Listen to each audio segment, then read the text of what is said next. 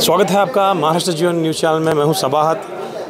आज हम लोग औरंगाबाद में हैं और हम महाराष्ट्र जीवन का जो व्यक्ति विशेष कार्यक्रम है उसमें आज हम बात करेंगे महाराष्ट्र में जो सर्वहारा जन आंदोलन को लेकर जो काम करती हैं उल्का महाजन जी, जो कि आजकल अभी पूरी तरह से सक्रिय हैं भारत जोड़ो अभियान से, और उनसे कुछ अहम टॉपिक्स पे बात करेंगे। बहुत स्वागत है मैडम आपका महाराष्ट्र जीवन न्यूज़ चैनल में।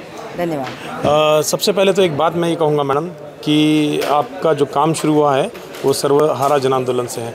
शॉर्ट में आप अगर सर्वहारा जन आंदोलन के बारे में कुछ कहेंगे तो। सर्वहारा जन आंदोलन ये रायगढ़ के किसान, खेत मजदूर और ज़्यादातर आदिवासी जो हमारे भाई बहन हैं उनका संगठन है, जो बुनियादी मसलों पर काम करता है। जैसे उनकी ज़िंदगी जिससे जुड़ी है, ज़मीन से, समंदर से, जंगल से, उस पर जो अधिकार होना चाहिए, क्योंकि उनकी ज़िंदगी उसी पर निर्भर है। तो उन सारे हक़ों के बारे में हम संघर्ष कर रहे हैं, वो हक़ पाने के लिए लड़ रहे हैं, और वो लड़ाई अब फैल रही है। लेकिन अभी जो देश में पूरी सियासत बदल गई है, जो लड़कर हमने पाया था वो सारा छीनने की बात हो रही है। जैसे फॉरेस्ट राइट एक्ट हो, फूड सिक्योरिटी एक्ट हो, या लैंड एक्विजिशन एक्ट हो, ये सब हमने उसके लिए सालों हम लड़े हैं। उसके बाद ये कानून आए, लेकिन अभी बीजेपी की जो सरकार है वो बिल्कुल मेहनतकश लोगों के पक्ष में नहीं है, किसानों के पक्ष में नहीं है, मज़दूरों के। तो हमको ये निर्णय लेना पड़ा कि हम सर्वहारा जन आंदोलन के साथ लड़ते हुए अब ऐसा कोई प्लेटफॉर्म बनाने की ज़रूरत है जिसमें और भी लोग जुड़े और इस सरकार के खिलाफ खड़े होकर अपनी आवाज़ उठाए, उनको संवैधानिक रास्ता बताने की कोशिश भी हो। उससे ये भारत जोड़ो अभियान जो बड़ी प्रक्रिया तैयार हुई है उसके साथ हम जुड़ गए। मैम, कहीं ये भारत जोड़ो अभियान जो है राहुल गांधी की भारत जोड़ो यात्रा से तो प्रभावित होकर नहीं किया आपने? नहीं, प्रभावित नहीं कह सकते, क्योंकि उसमें जुड़े हुए जो सारे लोग थे जन आंदोलनों के, वो पहले से ही काम कर रहे थे। लेकिन वहाँ एक दूसरे से मिलने का मौका मिला और हम सब लोगों ने, यात्रा ख़त्म होने के बाद हम मिले दिल्ली में, और वहाँ पे ये सोचा गया कि यात्रा अभी ख़त्म हो गई है, लेकिन अब आगे क्या करेंगे। तो सबका निर्णय ये था कि 2024 की चुनौती सामने है, लोकसभा इलेक्शन से और फिर बाद में कई स्टेट्स में असेंबली इलेक्शन से। तो उसका अगर सामना करना है तो कुछ प्रक्रिया बननी चाहिए, मंच बनना चाहिए। उससे ये भारत जोड़ो अभियान का निर्माण हुआ। सत्ता पक्ष ने तो ये भी इल्ज़ाम लगाया कि भारत को जोड़ने की क्या ज़रूरत पड़ी है, या फिर ये भारत जोड़ो यात्रा जो निकली थी इस पर भी बहुत सारे क्वेश्चन मार्क्स हैं। तो मैं एक सवाल ये करूँगा कि मैडम, क्या ऐसी ज़रूरत है कि भारत जोड़ो अभियान को ग्राउंड पे उतर के काम करना पड़ रहा है?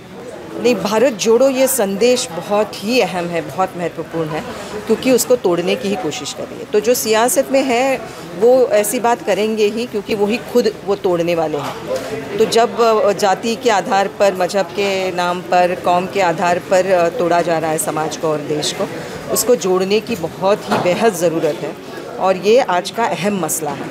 और इसीलिए इस अभियान का नाम ही भारत जोड़ो अभियान रखा गया, जिसमें ना सिर्फ जाति और कौम के लोग एक साथ आए, लेकिन शहर के हो, देहातों के हो, किसान हो, मध्यम वर्गीय हो, प्राध्यापक हो, वकील हो, वो सारे लोग एक साथ आए।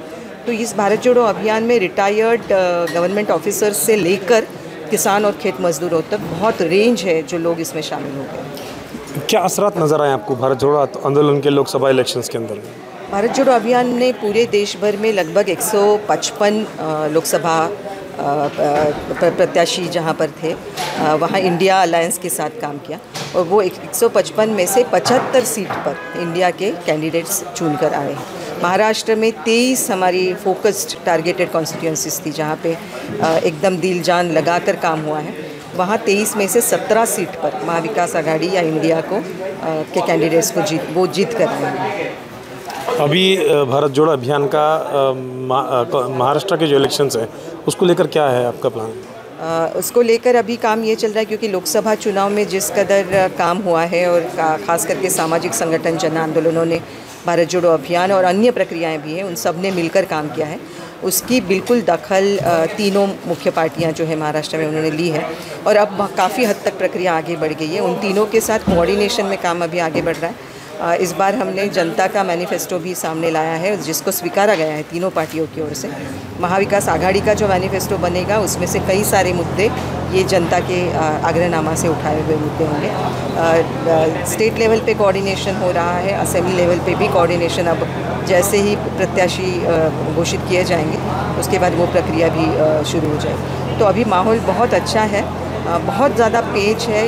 ये विधानसभा चुनाव ज़्यादा उसमें चुनौती है, लोकसभा चुनाव से भी ज़्यादा, और उसमें कई पार्टियां ऐसी उतारी जाएंगी जो वोट कटवे बनाए जाएंगे। तो इन सारी चुनौतियों का सामना करना होगा। आज ही यहाँ पे जो महाराष्ट्र डेमोक्रेटिक फोरम द्वारा आयोजित एक वर्कशॉप हुआ है, उसमें लगभग 137 कॉन्स्टिट्यूंसी से लोग यहाँ पे शामिल थे, और सबका जो जुनून है, सबका जो काम करने का एक निर्धार है, वो बहुत यानी दाद देने लायक है। और एक साथ जुड़कर सिर्फ एक कोई कौम के लोग नहीं हैं, हिंदू हो, मुस्लिम हो, क्रिश्चियन हो, दलित हो, आदिवासी हो, ओबीसी हो, वो सब एक साथ मिलकर काम करने की बात कर रहे हैं। ये बहुत ज़्यादा हमारा हौसला बढ़ाने वाली बात है। आखिरी सवाल मैम, आपने जो मैनिफेस्टो की बात की है कि आपने अपना एक मैनिफेस्टो तैयार किया हुआ है, तो उसमें के मुख्य मुद्दे क्या हैं? उसका मुख्य नारा ये है कि ये महाराष्ट्र जहाँ पे उन्होंने लाया है वो महाराष्ट्र बहुत नीचे लाया गया है। उसमें स्वाभिमान कुचला जा रहा है, यहाँ की संपन्नता ख़त्म की जा रही है। तो अब लड़ाई होगी स्वाभिमानी महाराष्ट्र, समृद्ध महाराष्ट्र, संवैधानिक महाराष्ट्र, सुसंस्कृत महाराष्ट्र की। और उस एक इस शब्द के बीच में जो अर्थ है उसको लेकर हमने हमारा मैनिफेस्टो बनाया, और वो मैनिफेस्टो के बहुत सारे मुद्दे उठाए गए हैं। और अब महाविकास आघाड़ी जिस तरह उनका अपना एजेंडा बना रही है, उसमें बहुत सारे मुद्दे लिए गए हैं। बहुत शुक्रिया मैडम बात करने के लिए। ये थी उल्का महाजन जी, जिन्होंने बड़े स्पष्ट इससे जो है तो जो मैनिफेस्टो भी जो उन्होंने दिया है वो भी उसके बारे में आपके सामने रखा। मैं सबाहत अली सैयद, महाराष्ट्र जीवन न्यूज़ चैनल के लिए।